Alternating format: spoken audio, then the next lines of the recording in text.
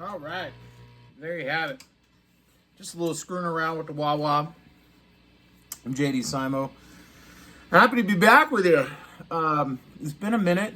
Been busy. Did a little check-in with you when we were down in Louisiana, playing that one-off. It was really nice.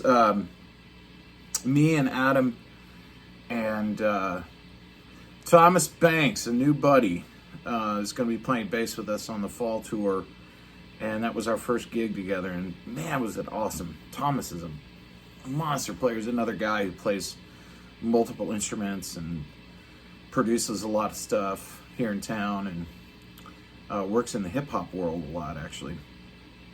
But at any rate, had fun doing that. Back in town, gonna do some overdubs on some stuff here in a minute, and also gonna review some stuff from the slide course that I filmed with some folks a couple of weeks back. They sent me some stuff to review, so I'm gonna cull over that for a minute. It's kind of my day here. So I get asked about wah wah a lot. It's the effect that I've used the longest. It's one of the first effects, I think, I guess. Don't quote me on that.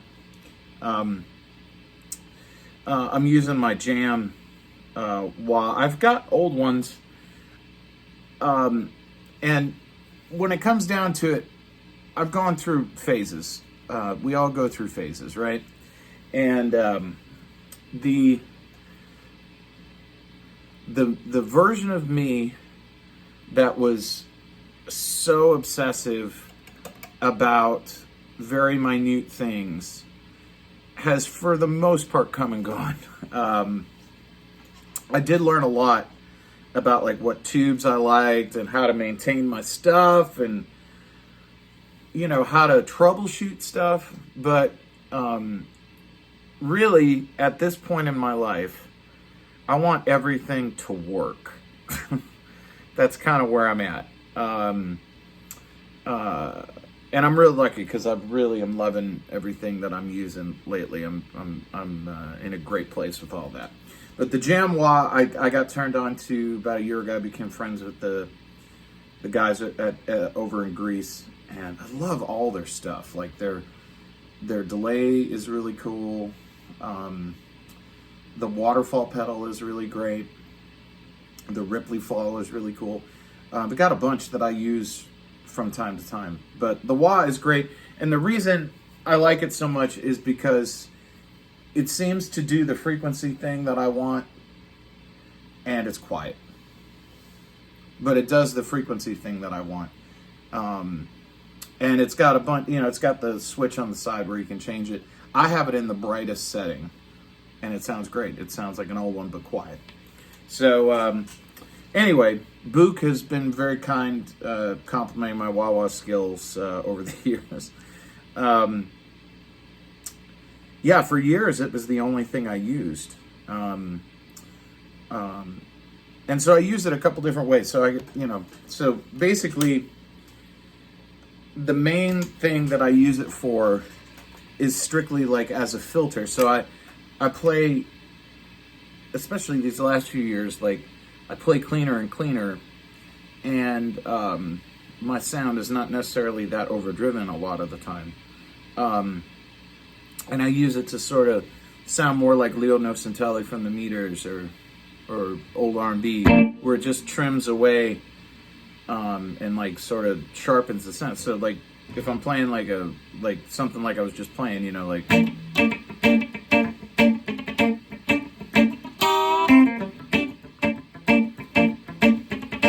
so if I turn it on and have it in like the toe up position or almost the toe up position,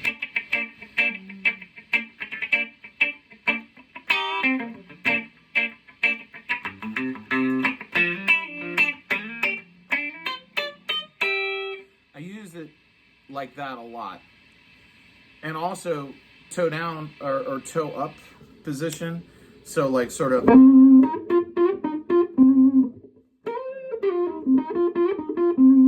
which is sort of that woman tone sound.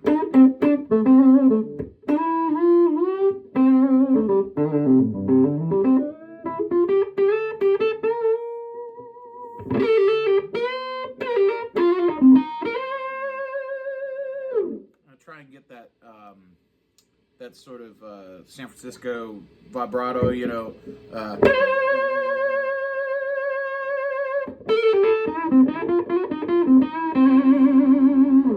sometimes when I'm like playing like outer space music. So I mostly use it as a filter, which I feel like a lot of people like sort of miss about a wah wah pedal, that you can use it that way. Obviously Jimmy Page used it a lot like that. Mick Ronson used it a lot. I'm probably way out of tune, but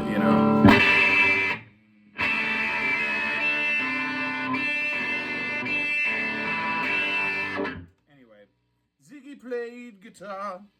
Anyway, I'm not a Mick Ronson player. I love all that music, but not that guy, so sorry. But nonetheless, the other way to use it is in a more using it like almost like a tremolo. So if you're playing a passage,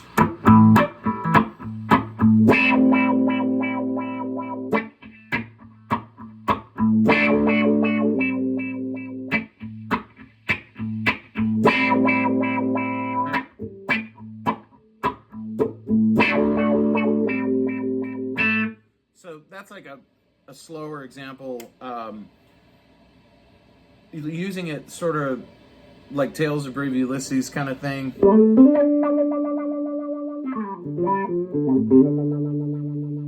Where you're getting your foot to go really quick.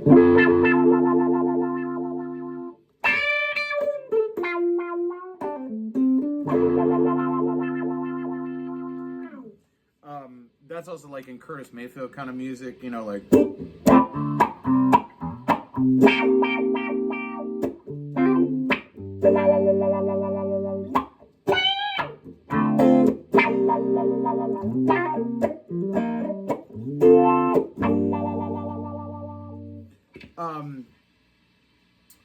The thing that I don't like really, that I don't tend to gravitate towards is the sort of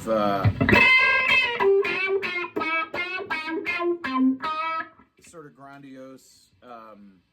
There's a couple players that come to mind in the rock world, but I don't tend to, to me, using it either as a filter or as more like a tremolo effect is really cool, and it's something I don't hear a lot of guys do. At least now, once upon a time, it was more common, and so much music that had a huge impact on me, like the first Isaac Hayes record, or it's not the first one, but it's the second one, Hot Buttered Soul. Hyperbolic. I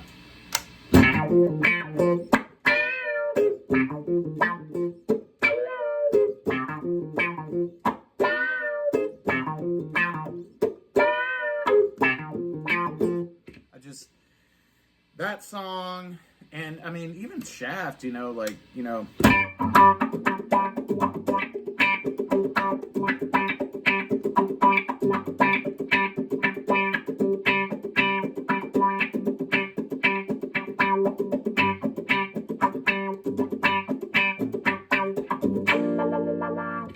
can't do it like Skip Fitz, but nonetheless, I just love wah wah, and like if I'm just gonna go play a gig or something, I really don't require delay or even overdrive for that matter. I mean, it's like wah wah pedal is probably the thing that I use most consistently, and I mean, to me, like, great players, Skip Pitts is definitely one of them. Michael Tolles, who played with Isaac Hayes.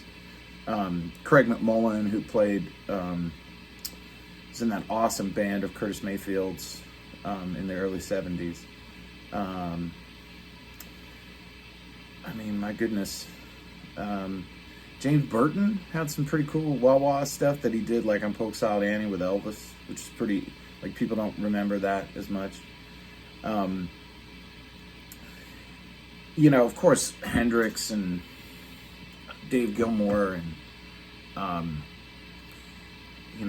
on the rock side of things, Steve Ray Vaughan, all those guys, But I tend to, it's the R&B guys that, like, really are the ones that sort of stand out to me. And Leo Nositelli, obviously. Big hero of mine. In any rate, I need to get to work here, but just wanted to check in with y'all, chat for a bit. Got some fun in-town gigs next week. Superfelon, the sort of soul band, funk, psychedelic, whatever you want to call it, thing that I do once a month with Pat Sweeney and Robbie Crowell and Adam Abershoff and Ted Pecchio. Unfortunately, Patrick and Robbie are unavoidably detained next week, but my good friend Luther Dickinson is going to join us, which is going to be a blast. We haven't played together in a minute, since last year, I guess, late last year. So that's going to be a blast. We're going to have some fun and boys' night out kind of thing. So if you're in the 615, we're going to be at the Hutton Hotel on Tuesday, October 3rd. Come see us. It'll be a wonderful, wonderful time.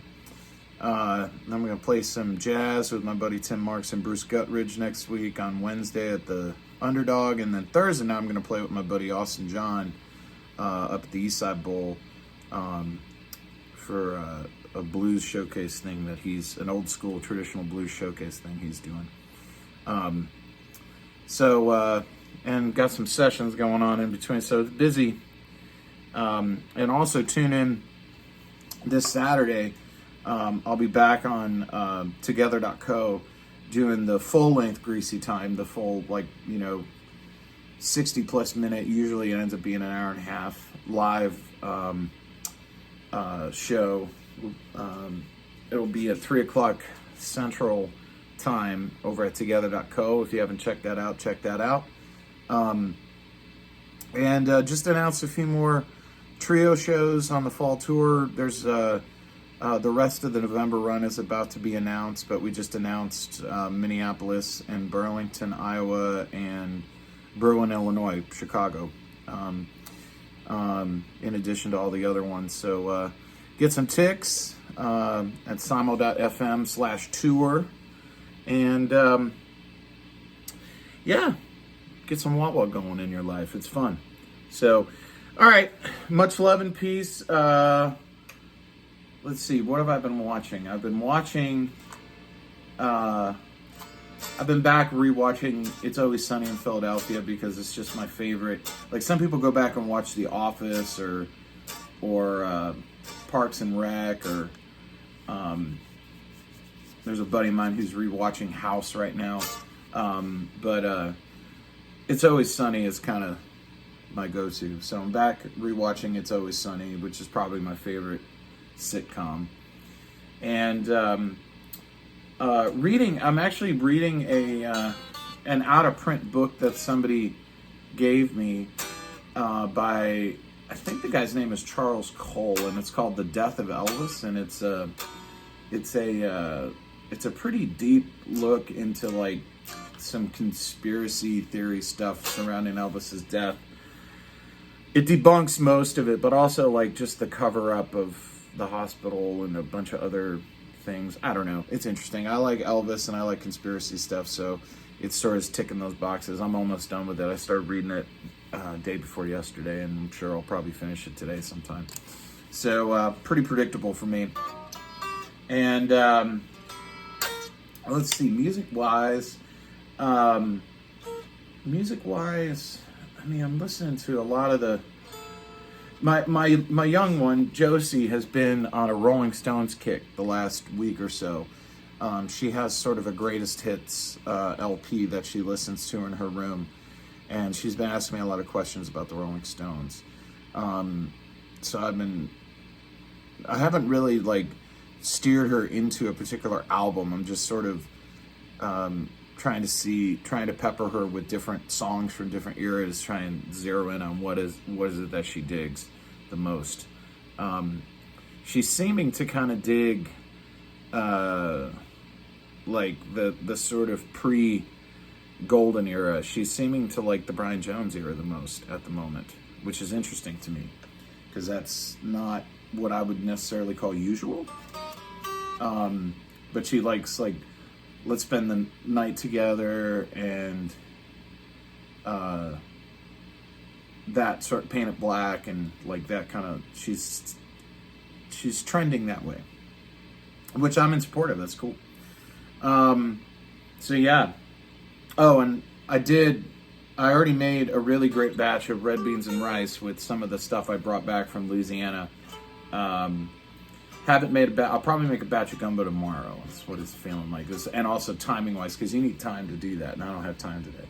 So anyway, I delivered a whole bunch of stuff to my buddies, Joe McMahon and Ron Oaf. I brought them back a bunch of Blue Runner beans and some Tasso and some Boudin and stuff. So everybody's eating good in the hood.